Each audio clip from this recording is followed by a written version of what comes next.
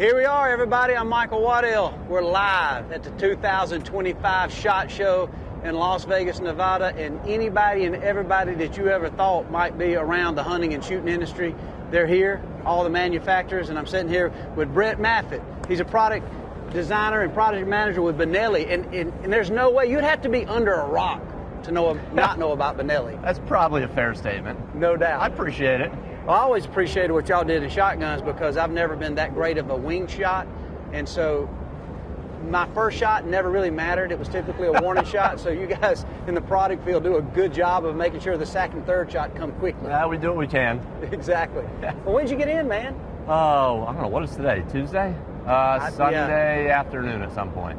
That's proof that Vegas is real because I think a lot of us got in at Sunday to Monday, and here it is. Time Tuesday. just disappears, which Time is and days. clearly how they design it when you're walking around this place, right? Yeah, what's the saying, what goes to Vegas stays in Vegas? Half the time, all of my mind, prior and when I'm here, I lose Oh, it. my lack of sleep stays here for sure. Oh, no doubt. Oh, God.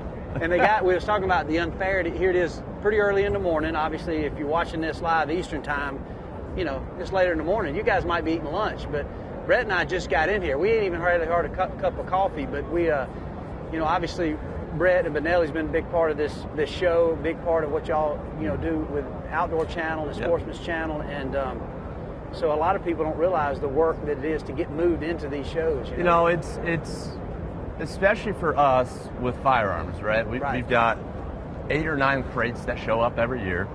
Got over, probably 300 guns. And they're federally regulated, right? So it's not like a soft goods booth. Like we get in we all arrive Sunday. We show up at the booth on Monday, and we've got to stay there and check off every gun by serial number until they're all out on the floor. Wow. Right? It's a process, but it's fun because then we get to show off all the new cool stuff, which is why we all got into this industry in the first place, right? Exactly. So, will y'all store that here, or do y'all? I mean, so many.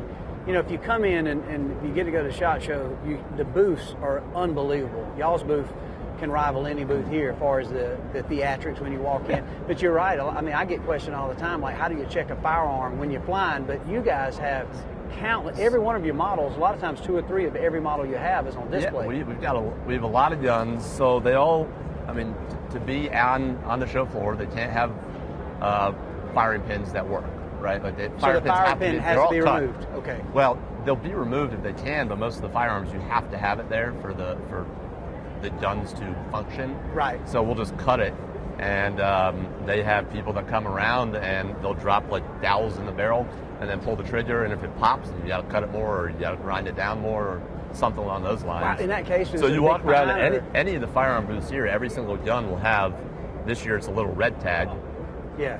And that means it's past the firing pin inspection effectively. So those guys, every gun at this show has been inspected over the last 24 hours. Yeah. And then will they come back through sometimes? Will like a every now and then you get them like pop in randomly, and they'll just take a look and make sure they didn't miss anything. Or is that like a federal firearm guy? Is that somebody locally that's to do with this show? It's a show. Somebody who works for the show. I got you.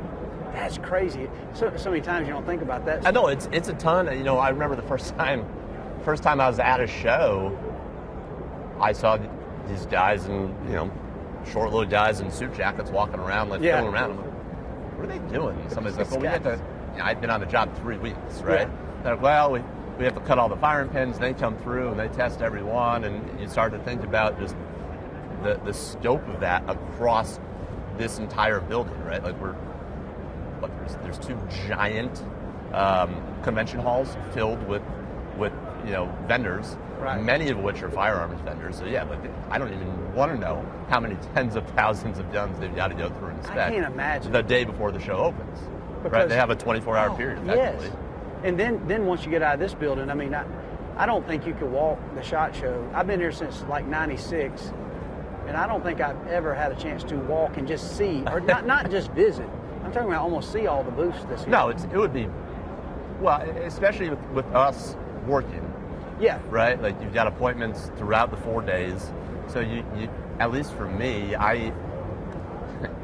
there's the little kid part of me that has the brands I love that I'll scribble down my notes. I have to go see these. And that just goes back to, again, like why you got in the industry in the first place. Right. And then there's others that you want to go see from competitive standpoint, or friends work for those places. That's now, another right? question. A lot of times, in the hunting space, in this case, firearm manufacturing, a lot of times people assume we're just diehard enemies, and certainly competitors, but at the same time, I'm sure there's a lot of friends and competing brands that you're buddies with and compare notes to a degree. There's probably a little bit of, right. It's probably a little bit of the former, and then, for the most part, right, everybody is very friendly, right? It's a close, you've been in the industry forever, right? It's a close-knit industry. Right. We all have what's the best way to say this? There's a subset of the population that doesn't appreciate us. Yeah. Right? So we all kind of recognize that and kind of band together to a degree. But there's not many firearm vendors in here I wouldn't want to be friendly with. Right. And it's all cool stuff. It's kind of a cold beer possibly, and steak dinner, and you see those guys like, man, what's up? And it's like, we're coming for y'all. We're about to smoke y'all with this model. There's definitely friendly rivalries that go on. Like people walk by, make some smart ass comment or something, right? But it's fun. It's all part of. Almost like almost like football teams to a degree. Absolutely. You still play in football in this case, yeah. A question I was having for you that I thought could be almost so tough for a company like Benelli, because obviously I've owned so many Benellis. I've never worn out any of my guns. If you go anywhere, like I was talking to a gentleman last night at dinner, and he goes to Argentina every year, and I asked him, I said, what's the gun that's mostly over there? And he says the Benelli. And that is so good, but you don't wear these guns out hardly.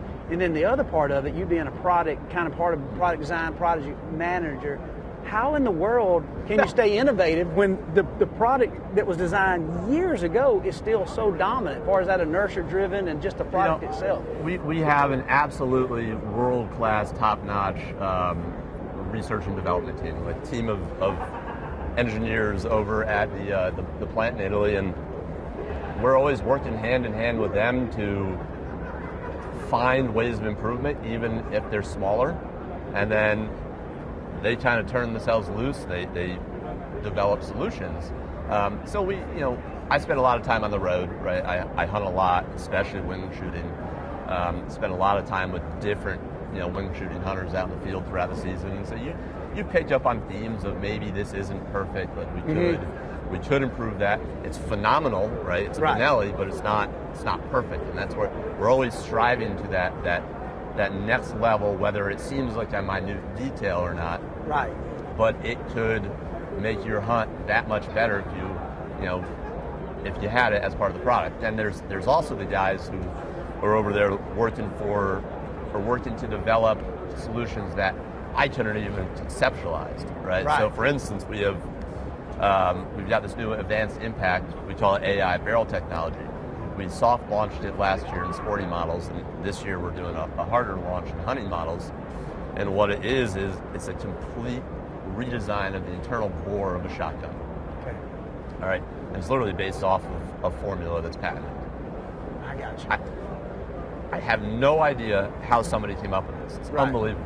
But the results that have been derived from it continue to blow me away. So far as pattern? So what it does is the AI technology ultimately leads to up to 50% greater penetration on target. So it's using the shell more efficiently, the way it burns the powder possibly? Yes. Yeah. So what it's doing is it's shortening the shot string, right? It eliminates the fringe pellets that you would get on a pattern, makes the outward scope of the pattern more condensed, right? So it's really condensing from both sides the overall shot grouping that leaves the muzzle, right? And then it also increases velocity of muzzle, but also increases velocity retention downrange compared to the same shell from a standard barrel. So yes, it's they are somehow deriving a greater level of performance from the same shot shell than you would have with a normal barrel. And the results that I've seen are, so I've been hunting with it pretty exclusively the last 2 seasons. And I was just in Montana again about 2 weeks ago, and you sit there and lay out blinds, and you're just like, I can't believe I'm seeing what I'm seeing. Right. Late season geese far as the distance you're able to take down a waterfowl. It's just that much more effective. Right. I've witnessed a reduction in cripples. Right.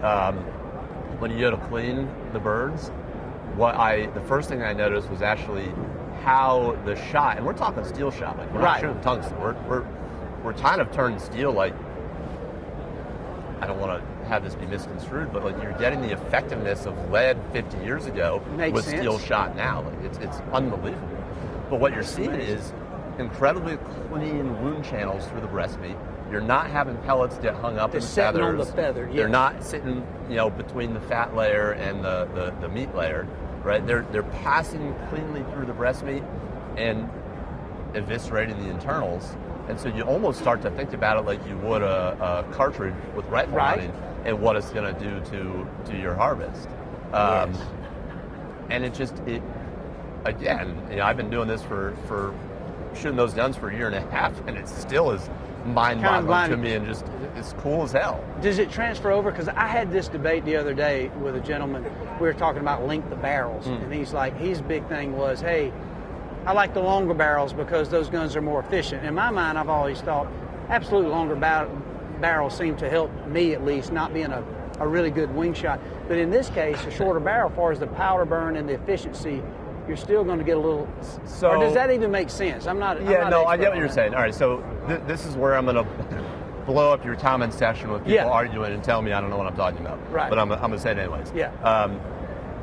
Barrel length on shotguns past roughly 22 inches doesn't impact the downstream effectiveness of the shot. All right. Oh, good. It's all a balance thing. So people who prefer and that includes the powder burn as well, or the efficiency it's ballistically negligible in terms of it's not like a rifle, right? Right. It's ballistically negligible once you get past sort of that 22-inch threshold. So people who like the 30-inch barrel, they may think they're getting more efficiency out of the shell. Kind of not. But it is absolutely a balanced preference deal. Right. People genuinely like having a longer barrel because of the way it swings for them, and that's fine. Kind of pick your poison. Yeah, so that's great. I mean, I prefer a shorter barrel, so I tend to hunt with 26-inch barrels, but that's just because I hunt out of a kayak a lot. Right. So I like to conserve space where I can. So even an additional 2 inches. Well, I'm a big turkey hunter, so I like the shorter barrels. Being in the southeast and you're hunting, you got trees around. It's just easier. The ergonomics of that short barrel work. But that was a conversation I'd had with man, you need a longer barrel. And I'm like, well, I don't know. I'm not looking necessarily. I certainly want performance. Yeah. But the ergonomics, and even like I said, even a kayak, sometimes ergonomics is the primary consideration there, right? So if what I always tell people when they're like, well, how do I select a shotgun? Yeah. Right? Well, I always recommend go to a dealer that has a wide variety that you can actually handle. They don't mind if you pick them up. Or come to a show like this. Go to a consumer show where vendors will be there with a wide selection of product. Right. And then just test them. Test shoulder them, see how they feel. Right? Because there is a weight differential from a barrel length standpoint.